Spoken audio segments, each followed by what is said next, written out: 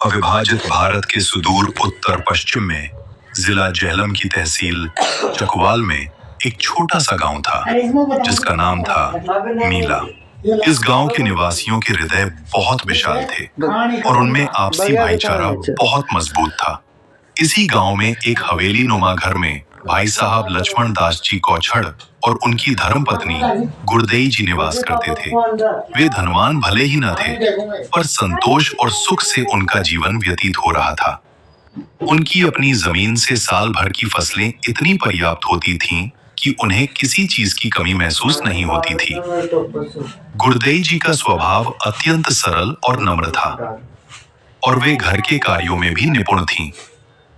लक्ष्मण दास जी की हवेली के ठीक सामने एक गुरुद्वारा था जहां साधु संत हमेशा आते जाते रहते थे। कौछड़ परिवार को उनकी सेवा का सौभाग्य निरंतर प्राप्त होता था। एक बार गुरुद्वारे में आए एक महान तपस्वी संत ने लक्ष्मण दास जी के प्रेम और सेवा भाव से प्रभावित होकर उन्हें संतान सुख का आशीर्वाद दिया। लक्ष्मण दास जी के घर में कई बच्चों ने जन्म लिया था, लेकिन हर बच्चा या तो गर्भ में ही दम तोड़ देता था या जन्म के बाद कुछ ही क्षणों के लिए जीवित रह पाता था। यह दुख इस दंपति को कांटे की तरह चुभ रहा और संत का आशीर्वाद एक उम्मीद बनकर आया। आखिरकार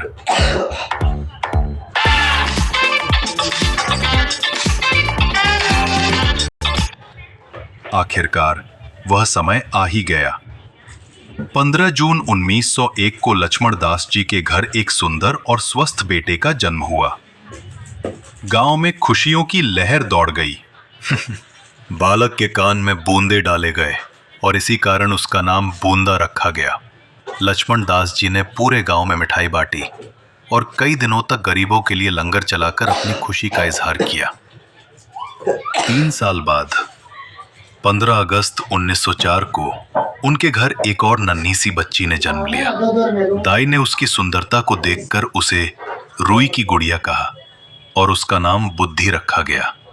बूंदा और बुद्धि ही उनके 2 अनमोल रत्न बन गए। लक्ष्मण दास जी की मृत्यु के बाद उनके परिवार पर दुखों का पहाड़ टूट पड़ा। घर में केवल गुरदेई जी, उनकी बूढ़ी माता रुक्मणी जी और 2 छोटे बच्चे रह गए थे। कुछ रिश्तेदारों ने इस परिवार को कमजोर समझकर उनकी जमीन पर कब्जा करने की कोशिश की, लेकिन प्रभु ने इन बच्चों के अधिकारों की रक्षा की। पिता के देहांत के 4 वर्ष बाद जब बूंदा 9 और बुद्धि 6 वर्ष की थी, तब उनकी माता गुरदेई भी ब्रह्मलीन हो गई। इसके 6 महीने बाद ही उनकी दादी रुक्मणी भी इस दुनिया को छोड़कर चली गईं। बच्चे पूरी तरह से अनाथ हो गए। दादी रुक्मणी की मृत्यु के बाद उनकी विधवा बुआ लक्ष्मी, जो लक्ष्मण दास जी की बहन थीं, कुछ समय के लिए बच्चों के पास रहीं। उनका अपना भी एक बड़ा परिवार था, जिसकी जिम्मेदारियों के कारण वे बच्चों को हमेशा के लिए अपने पास नहीं रख सकती थीं। इसलिए उन्होंने अपने भाई के घर को ताला लगाया और दोनों बच्चों को अपने साथ सरकाला रावलपिंडी ले आईं। लक्ष्मी जी के 2 बेटे थे, गुरदित सिंह और गोकल सिंह, जो सेना की कैंटीनों के लिए माल सप्लाई करते थे। उन्होंने दोनों बच्चों को अपने ही बच्चों के समान प्यार दिया। लक्ष्मी जी का परिवार धार्मिक विचारों वाला था।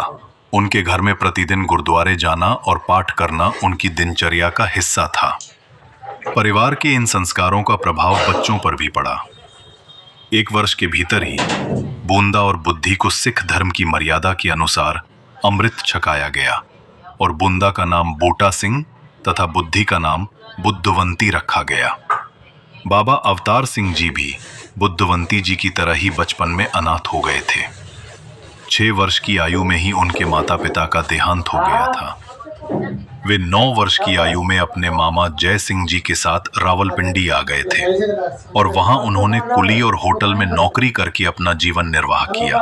ये कुदरत का करिश्मा ही था कि बुद्धवंती जी और उनके भाई बूटा सिंह जी भी रावलपिंडी में ही थे और वहीं बाबा अवतार सिंह जी भी अपने कारोबार की तलाश में पहुंचे थे। जीवन के संघर्ष में उन्होंने स्टेशन पर कुली का काम किया, होटल में नौकरी की और अंततः सेठ सावनमल जी की बेकरी में काम करने लगे। सेठ सावनमल जी की बेकरी पर कई कर्मचारी काम करते थे। जिनमें मालक सिंह जी आयु में सबसे बड़े थे और सभी उन्हें सम्मान से चाचा जी कहते थे। चाचा मालक सिंह सेना की कैंटीन में सामान पहुंचाते थे, जिस कारण उनकी जान पहचान सरदार गुरदित सिंह जी दुग्गल से हो गई। उन्हीं दिनों बूटा सिंह जी भी दुग्गल भाइयों के साथ काम कर रहे थे। एक दिन चाचा मालक सिंह किसी काम से गुरदित सिंह जी के घर गए। वहां उनका बहुत स्वागत हुआ और चाय पानी की सेवा बुद्धवंती जी ने की। बुद्धवंती जी के शिष्ट व्यवहार, मीठी बोली और सरल स्वभाव ने मालक सिंह जी को बहुत प्रभावित किया। उन्हें लगा कि ये कन्या किसी होनहार नौजवान के घर की शोभा बन सकती है और तुरंत उनके मन में बाबा अवतार सिंह जी का ख्याल आया, जो अपनी ईमानदारी, मेहनत और नेकी के लिए जाने जाते थे। चाचा मालक सिंह जी सीधे बेकरी पहुंचे और सेठ सावणमल जी से कहा, सेठ साहब, आज मैंने एक ऐसी कन्या देखी है जो हर प्रकार से अवतार सिंह की जीवन संगिनी बनने के योग्य है। बाबा अवतार सिंह जी अपने सरल स्वभाव के कारण सेठ जी के परिवार का हिस्सा बन चुके थे। सेठ सावणमल जी तुरंत मालक सिंह जी के साथ दुग्गल जी के घर गए। बुद्धवंती जी को देखते ही उन्हें विश्वास हो गया कि यह कन्या अवतार सिंह के लिए सर्वथा योग्य है। सेठ जी ने गुरदित सिंह जी के सामने विवाह का प्रस्ताव रखा। गुरदित सिंह जी पहले से ही अवतार सिंह जी की ईमानदारी और सेवा भाव से परिचित थे। उन्होंने अपनी माता लक्ष्मी जी की स्वीकृति के लिए उन्हें पत्र लिखकर रावलपिंडी बुला लिया। लक्ष्मी जी ने प्रस्ताव सुनकर एक शर्त रखी। मेरे भाई की पहली संतान बूटा सिंह है और वह बुद्धवंती से बड़ा है। मैं चाहती हूँ कि पहले मेरे भतीजे का रिश्ता हो। यह सुनकर सब चुप हो गए।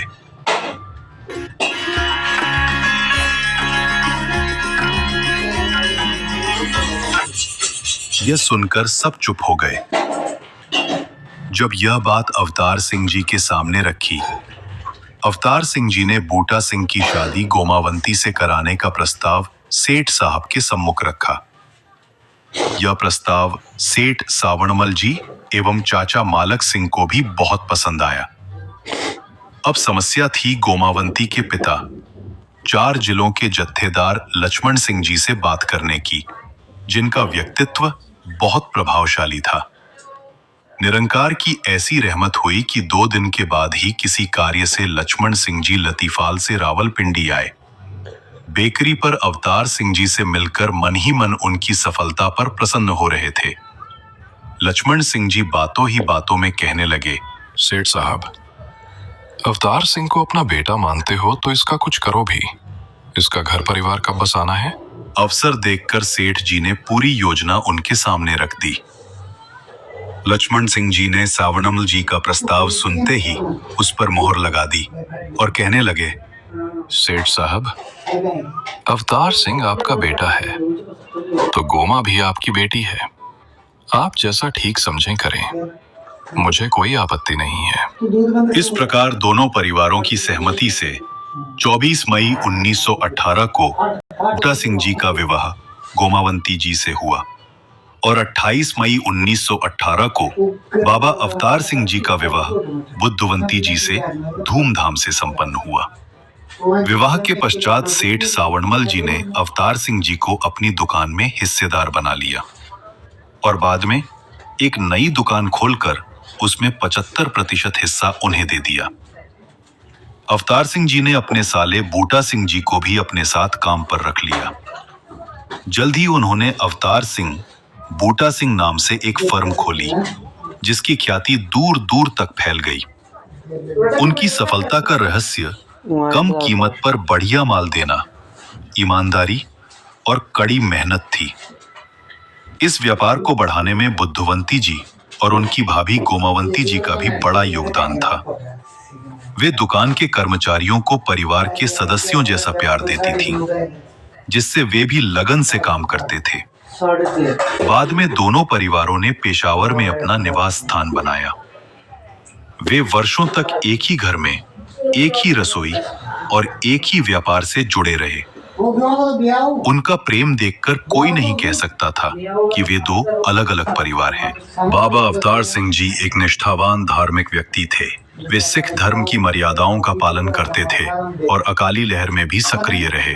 गुरुद्वारों में सुधार के लिए सरकार का विरोध करने पर उन्हें 1923 में 3 वर्ष की कठोर कैद की सजा हुई, जो अच्छे व्यवहार के कारण 2.5 वर्ष में समाप्त हो गई। इस कठिन समय में बुद्धवंती जी अपने भाई भाभी के साथ पेशावर में रहीं। 1926 में जेल से लौटने के बाद अवतार सिंह जी का समय धार्मिक कार्यों में अधिक बीतने लगा। ईश्वर दर्शन की उनकी अभिलाषा अभी अधूरी थी।